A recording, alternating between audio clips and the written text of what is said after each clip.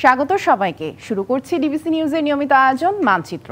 সাথে আছে আমি সামিয়া জান্নাহ। প্রতিদিন বিকাল 4:30টায় এই আয়োজন নিয়ে আমরা থাকি আপনাদের সাথে। চেষ্টা করি সারা দেশের নানা সংকট সম্ভাবনার কথা জানাবার।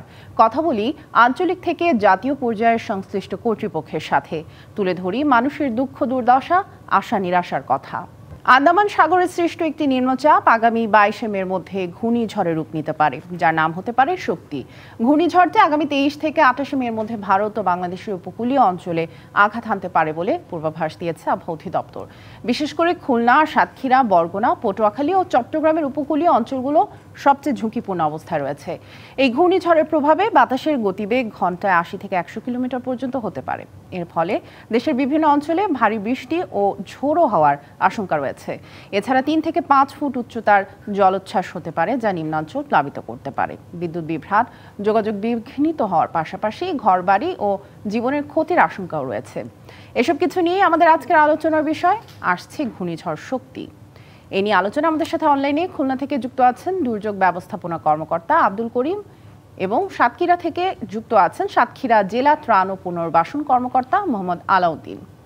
স্বাগত আপনাদের দুজনকে। প্রথমেই জনাব আব্দুল করিম, আপনার কাছে যেতে চাই।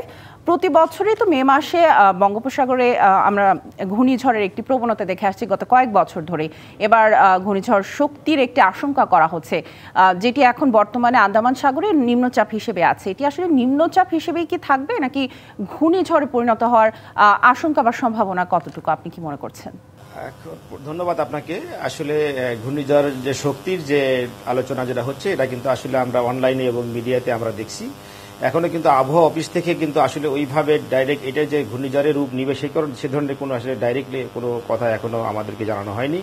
তবে সম্ভাবনা যেহেতু আছে, আমরা সেই বিষয়েই বলবো যে এটা যেহেতু অনেক দিন ধরে আলোচনা হচ্ছে এবং ইন্টারন্যাশনালি এবং ন্যাশনালি সব জায়গাতেই বলা হচ্ছে একটা এই আঘাত আনার সম্ভাবনা আছে, সেই হিসেবে বলা যায় তো হয়তো বা এটা একটা আঘাত দিতে পারে এরকম একটা ধারণা করা হচ্ছে। কিন্তু এটা এখনো যে একেবারেই ইনিশিয়াল পর্যায়ে আছে, এখন পর্যন্ত এটাকে যে ঘটবেই তা বলা যাচ্ছে না।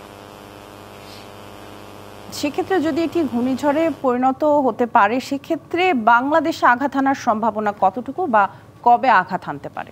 জি, এই ঘূর্ণিঝড়টা যে এখন পর্যন্ত যে অবস্থায় আছে, এটা যেটা বলা হচ্ছে এবং আবহাওয়া অফিস এবং আমাদের সকল জায়গা থেকে আমরা যেটা জানতে পারছি, সেটা হলো যে এটা বরিশাল এবং খুলনার উপর দিয়ে বিশেষ করে এবং আমাদের খুলনা তারপরে পশ্চিমবঙ্গের উপর দিয়ে এটা যাওয়ার সম্ভাবনা সর্বোচ্চ বেশি। সেক্ষেত্রে খুলনা আমরা ঝুঁকির মধ্যে আছি। যদি এটা ঘটে যায় তাহলে খুলনা অঞ্চলটা অনেকটাই, খুলনা এবং সাতক্ষীরা অনেক বেশি ঝুঁকির মধ্যে আছি আর কি আমরা। জি, ঝুঁকির মধ্যে আছে আমরা জানছিলাম আপনার কাছে। আমরা এবার যেতে চাই মোহাম্মদ আলাউদ্দিন আপনার কাছে। যেটি আমরা জানছিলাম যে খুলনা অর্থাৎ দক্ষিণাঞ্চলের যে উপকূলীয় অঞ্চলটি, সেটি আসলে ঝুঁকির মুখে রয়েছে। ঘূর্ণিঝড়ে পরিণত হবে সেই একটি আশঙ্কা করে আসলে কি ধরনের প্রস্তুতি প্রশাসনের তরফ থেকে নেওয়া হচ্ছে? আমি মোহাম্মদ আলাউদ্দিন, জেলা ত্রাণ পুনর্বাসন কর্মকর্তা। সাতক্ষীরা আমাদের 20টা বাংলাদেশের 20টা জেলা উপকূলীয় জেলার ভিতর সাতক্ষীরা 1 নম্বরে আছে সুন্দরবন পার্শ্ববর্তী জেলা হিসাবে। আমাদের জেলাটা 7টে উপজেলা নিয়ে গঠিত। আর আমাদের সবচেয়ে শ্যামনগর এবং আশাশুনি সবচেয়ে ঝুঁকিপূর্ণ। সেই হিসাবে যে আমরা যে ঘূর্ণিঝড় যে শক্তি, ওই শক্তি এই মে মাসটা সবসময় দুর্যোগ প্রবণ মাস এবং আজ হবেই। সেই হিসাবে আমরা আলোচনা শক্তি যেভাবে আসবে বা আসবে, আমরা সে হচ্ছে কোনো রকম কিছু হলেই আমাদের সাতক্ষীরা আঘাত আসবে। সেই হিসাবে আমরা আমাদের তরফ থেকে, প্রশাসনের তরফ থেকে আমরা মোটামুটি আমাদের ব্যাপক আমাদের সমন্বয় করা হচ্ছে এবং আমরা মোকাবেলা করার জন্য আমরা সেইভাবে অগ্রসর হচ্ছি। সেই হিসাবে আমাদের আশ্রয় কেন্দ্রগুলো মেরামত বা ঠিক আছে কিনা সেগুলো ঠিক আছে, শুকনো খাবার এবং মূলত যে কোনো দুর্যোগ আসলে আপনার 3টা ধাপে প্রস্তুতি নিতে হয়। একটা হচ্ছে পূর্ব, চলমান এবং পরে। সেই পূর্ব প্রস্তুতি আমরা যদি ব্যাপক আমরা ভালোভাবে নিয়ে, তাহলে আমরা ক্ষয়ক্ষতির পরিমাণ কম হবে। সেই প্রস্তুতি আমাদের নেওয়া হচ্ছে প্রশাসন তরফ থেকে। ধন্যবাদ। জি, জনাব আলাউদ্দিন, শুনছিলাম আপনার কাছ থেকে। জনাব আব্দুল করিম, আবারও আপনার কাছে যেতে চাই। আমরা সাতক্ষীরায় ঘূর্ণিঝড় শক্তি নিম্নচাপ যেটি এখন আছে সেটি ঘূর্ণিঝড়ে পরিণত হতে পারে এমন একটি আশঙ্কার পূর্ব প্রস্তুতিমূলক এবং পরবর্তী যে প্রস্তুতি সেটি সম্পর্কে জানছিলাম। খুলনাতে এই ধরনের কি উদ্যোগ নিয়েছে প্রশাসন, একটু আপনার কাছ থেকে জানতে চাই।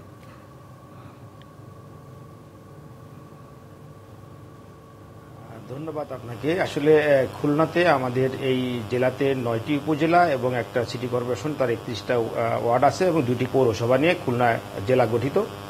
তো খুলনা জেলাতে আমাদের 4টা উপজেলা অনেক ঝুঁকিপূর্ণ ছিল, দাকব, বৈটাঘাটা, কয়রা, পাইকগাছা, এবং একটা আংশিক ঝুঁকিপূর্ণ যে উপজেলা সেটা হলো ডুমুরিয়া। তো আমাদের এই উপজেলাগুলোতে যেসব আশ্রয় কেন্দ্রগুলো আছে, আমরা সেই আশ্রয় কেন্দ্রগুলোকে ইতিমধ্যে আমরা প্রস্তুত করেছি এবং আমরা প্রশাসনের তরফ থেকে আমরা নির্দেশনা দিয়েছি জেলা প্রশাসনের পক্ষ থেকে এবং জেলা ত্রাণ দুর্যোগ ব্যবস্থাপনা ত্রাণ মন্ত্রণালয়ের পক্ষ থেকে যে আশ্রয় কেন্দ্রগুলো যাতে জানি প্রস্তুত রাখা হয় এবং অলরেডি সেগুলো প্রস্তুত করা হয়েছে।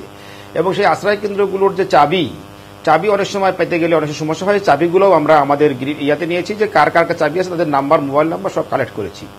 তাছাড়াও আমাদের এই জেলাতে আমাদের কিছু মাল্টিপারপাস ঘূর্ণিঝড় আশ্রয় কেন্দ্র আছে 24টি, যেমন আপনার দাকপে আছে 5টি, বৈটাঘাটাতে 5টি, ডুমুরিয়াতে 4টি, পাইকগাছাতে 5টি এবং তেরোখাদায় 5টি, পাইকগাছাতে 5টি। এই উপজেলাগুলোতে কিন্তু এই যে মাল্টিপারপাস ঘূর্ণিঝড় আশ্রয় কেন্দ্র এবং স্কুল কাম আশ্রয় কেন্দ্র যেগুলো আছে আমরা সবগুলোই প্রস্তুত করেছি। তাছাড়াও এই জেলাতে মাটির কিল্লা হিসেবে আমাদের 3টা, পাইকগাছাতে, দাকপে এবং কয়রাতে 3টা মাটির কিল্লা আছে যেখানে গবাদি পশুর আশ্রয় নেওয়ার আশ্রয়স্থল বা আশ্রয় কেন্দ্র হিসেবে ব্যবহার করা হয়, সেগুলো আমরা প্রস্তুত রেখেছি। তো সবকিছু মিলে আমাদের এই জেলার আগাম প্রস্তুতি হিসেবে আমরা ব্যাপক প্রস্তুতি গ্রহণ করেছি এবং আমরা ইতিমধ্যেই আমাদের সংশ্লিষ্ট উপজেলা প্রকল্প বাস্তবায়ন কর্মকর্তা এবং সংশ্লিষ্ট যারা আছেন সবাইকে আমরা এই বিষয়ে নির্দেশনা দিয়েছি যে এই ঘূর্ণিঝড় শক্তি হয়তো আসার সম্ভাবনা আছে, সেটাকে মোকাবেলা করার জন্য অথবা ক্ষয়ক্ষতি কমিয়ে আনার জন্য যে ধরনের প্রস্তুতি নেওয়া হয় সবগুলোই যেন আমরা নিতে পারি সেগুলো। তাছাড়াও আমাদের এই জেলাতে সিপিপির ভলান্টিয়ার হিসেবে আমাদের 2640 জন মহিলা এবং 2640 জন পুরুষ সিপিপি ভলান্টিয়ার আছে, তাদেরকেও আমরা সিপিপির যে উপপরিচালক আছে তার মাধ্যমে আমরা তাদেরকেও প্রস্তুত রেখেছি যাতে জানি ক্ষয়ক্ষতি কমে যায় এবং আমরা আগাম প্রস্তুতি হিসেবে তাদেরকে আমরা যে বিষয়গুলো বলা এবং জানানো, জনগণের মধ্যে জানানো, সেগুলো আমরা কাজ করছি। ধন্যবাদ আপনাকে। জি, প্রস্তুতি খুলনা এবং সাতক্ষীরার যেই ঘূর্ণিঝড় শক্তিকে সামনে রেখে প্রস্তুতি শুনছিলাম, কিন্তু তারপরও কিছু চ্যালেঞ্জ তো আসলে থেকেই যায়। সেসব বিষয়ে আমরা বিরতির পর শুনবো। মোহাম্মদ আলাউদ্দিন এবং আব্দুল করিম থাকবেন আমাদের সাথে। মানচিত্রে একটা বিরতি নিচ্ছি, সাথেই থাকুন। দেখছেন মানচিত্র। আজ আলোচনা করছি আসছে ঘূর্ণিঝড় শক্তি এই বিষয়ে। আমাদের সাথে আছেন খুলনা থেকে যুক্ত আছেন দুর্যোগ ব্যবস্থাপনা কর্মকর্তা আব্দুল করিম এবং সাতক্ষীরা থেকে যুক্ত আছেন সাতক্ষীরা জেলা ত্রাণ ও পুনর্বাসন কর্মকর্তা মোহাম্মদ আলাউদ্দিন। স্বাগত আরও একবার আপনাদের দুজনকে। আমরা এর বিরতিতে যাবার আগে ঘূর্ণিঝড় পূর্ববর্তী যেই প্রস্তুতি সেটি সম্পর্কে জানছিলাম। ঘূর্ণিঝড় পরবর্তী যেই প্রস্তুতি আপনারা নিয়েছেন সে সম্পর্কে একটু জানতে চাই। জনাব মোহাম্মদ আলাউদ্দিন, আপনি যদি বলতেন। ধন্যবাদ। আপনার আসলে মূলত আপনার সাতক্ষীরা জেলা সুন্দরবন এবং সমুদ্রের উপকূলীয় একটা জেলা। সবচেয়ে বেশি ক্ষয়ক্ষতি হয় আমাদের আশাশুনি এবং শ্যামনগর, এবং শ্যামনগর শুরুটাই আপনার সুন্দরবনের শুরু থেকে। আমাদের যে প্রস্তুতি আছে যে আপনার চলমান যে দুর্যোগ চলাকালীন সময় একটা যত আমরা প্রস্তুতি নেব সেটা হচ্ছে ক্ষয়ক্ষতির পরিমাণ তত কম হবে। আর ক্ষয়ক্ষতি যদি আমাদের হয়, সে রিকনস্ট্রাকশন যে সমস্ত বাড়িগুলো ভেঙে যাবে, যেমন আমরা ঢেউটিন করায় আমাদের হাতে অনেক মজুদ আছে, যে কোনো সময় আমরা তাদেরকে সহযোগিতা করতে পারবো। এবং শুকনা খাবার আমাদের প্রতি উপজেলায় 6 লক্ষ করে টাকা দিয়ে শুকনা খাবার আমরা ক্রয় করার ব্যবস্থা করে রাখছি এবং যে কোনো মুহূর্তে আমি তাদেরকে সহযোগিতা করব। আর আরেকটা বিষয় যেটা পরবর্তী, যেটা আপনার 3টা ধাপ আছে, তার লাস্ট ধাপ আছে যদি তাদেরকে বসত বাড়ি যদি ভেঙে যায় তাদেরকে পুনর্বাসন করা। এটা সময়ের ব্যাপার, অনেক সময়ের ব্যাপার। সেটা হচ্ছে আপনার কিভাবে আমার দুর্যোগটা প্রাকৃতিক দুর্যোগ সেটা কেউ মোকাবেলা যতদূর আমরা ভালো প্রস্তুতি নেব, প্রাকৃতিক দুর্যোগগুলো তত আমরা ক্ষয়ক্ষতির পরিমাণ কম হবে। সেই হিসাবে আমাদের প্রস্তুতি আছে যে ঘূর্ণিঝড় শক্তি, এই শক্তিকে আমরা মোকাবেলা করার জন্য আরও দ্বিগুণ শক্তি প্রয়োগ করব, যে আমরা আসলে প্রাকৃতিকভাবে পারা সম্ভব না যতদূর মানুষকে সচেতনতা বৃদ্ধি করা, এই সচেতনতা বৃদ্ধি করে যতদূর ক্ষয়ক্ষতির পরিমাণ কমানো যায়। জি ধন্যবাদ। জনাব আলাউদ্দিন, আমরা সাতক্ষীরার যে ঘূর্ণিঝড় পরবর্তী ব্যবস্থা প্রস্তুতি সম্পর্কে জানছিলাম। জনাব আব্দুল করিম, আপনার কাছে জানতে চাই, সাধারণত সতর্কবার্তা দেওয়ার পরও অনেক ক্ষেত্রে দেখা যায় যে স্থানীয়রা বা উপকূলীয় অঞ্চলের মানুষগুলো কিন্তু হচ্ছে আশ্রয় কেন্দ্রে সরে যাওয়ার জন্য তাদের মধ্যে এক ধরনের অনীহা আমরা লক্ষ্য করি প্রতিবারই। সেক্ষেত্রে আসলে তাদেরকে কিভাবে আপনারা সতর্কবার্তাটি তাদের কাছ পর্যন্ত পৌঁছাবেন? ধন্যবাদ আপনাকে। আপনি একবারে যথার্থই বলেছেন যে আমরা আসলে ঘূর্ণিঝড় যখন আমাদের শুরু হয়ে যায়, শুরু হওয়ার পর্যায়ে 5 নাম্বার 4 নাম্বার সংকেত যখন শুরু হয়ে যায়, তারপরেও আমরা আমাদের যে যারা ক্ষতিগ্রস্ত যারা পরিবার বা তাদেরকে কিন্তু আমরা আসলে আশ্রয় কেন্দ্রে নিয়ে আসতে অনেক কষ্ট হয়।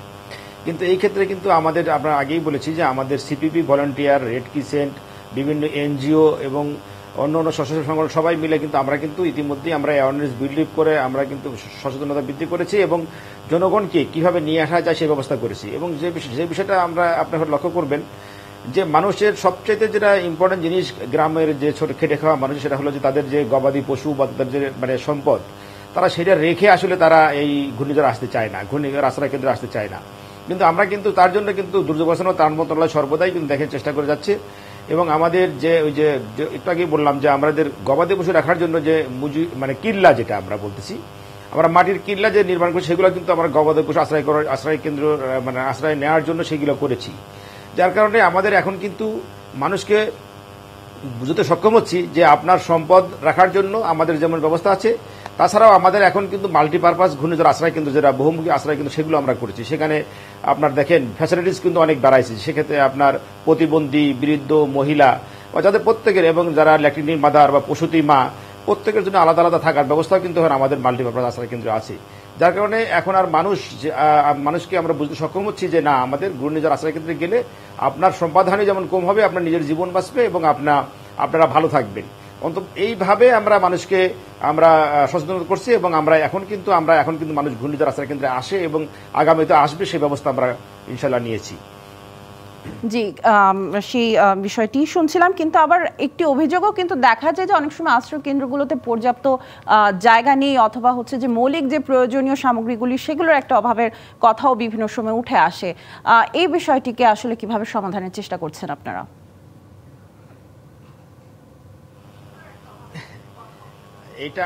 আমরা আসলে এটা তো আসলে আশ্রয় কেন্দ্র, এটা আসলে যেভাবে ওয়েল ফ্যাসিলিটি যেটা আমরা বলতেছি, এটা বাড়ির মতো ফ্যাসিলিটি যেখানে পাওয়া আসলে বড়ই কঠিন। আমরা যে টাইমটা এখানে আসি, অনেক দুর্যোগের সময় আমরা এখানে আসি, তারপরেও আগে যেমন অবস্থা ছিল এখন কিন্তু প্রত্যেকে মহিলার জন্য আলাদা বাথরুম, পুরুষের জন্য আলাদা বাথরুম, এই ফ্যাসিলিটিসগুলো কিন্তু এখন আছে। তারপরেও আমরা তাছাড়াও আশ্রয় কেন্দ্রগুলো যখন লোকজন আসে তখন কিন্তু আমরা সঙ্গে সঙ্গে সেই জায়গায় কিন্তু খাবার ব্যবস্থা করতেছি, রান্না করা খাবার, তারপর শুকনা খাবার যেমন চিড়া, মুড়ি, গুড়। এছাড়াও আমরা প্রত্যেকটা ডিপার্টমেন্টের সাথে সমন্বয় করে আমরা কিন্তু সেখানে খাবার পানি যখন যেটা লাগতেছে, স্বাস্থ্য বিভাগের স্বাস্থ্য টিম, আমরা সবসময় এই যে কোনো প্রকার, তাছাড়াও আইন শৃঙ্খলা অবনতি না হয় সেখানে পুলিশ বিভাগ থেকে শুরু করে সকল ডিপার্টমেন্টের সমন্বয় করে কিন্তু আমরা এই কাজগুলো করছি।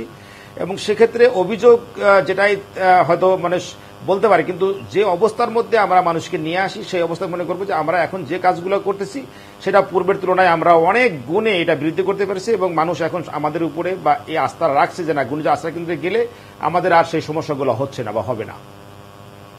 নিশ্চয়ই চ্যালেঞ্জও আছে এবং সেগুলো মোকাবেলা করার প্রস্তুতিও নিয়েছেন আপনারা, সেটি শুনছিলাম। আমরা আমাদের আজকের আয়োজন এ পর্যন্তই। মোহাম্মদ আব্দুল করিম এবং মোহাম্মদ আলাউদ্দিন, ধন্যবাদ আমাদের সাথে থাকার জন্য। এই ছিল আজকের মানচিত্র। আগামীকাল অন্য কোনো বিষয়ে, অন্য কোনো এলাকার অতিথিদের নিয়ে হাজির হব।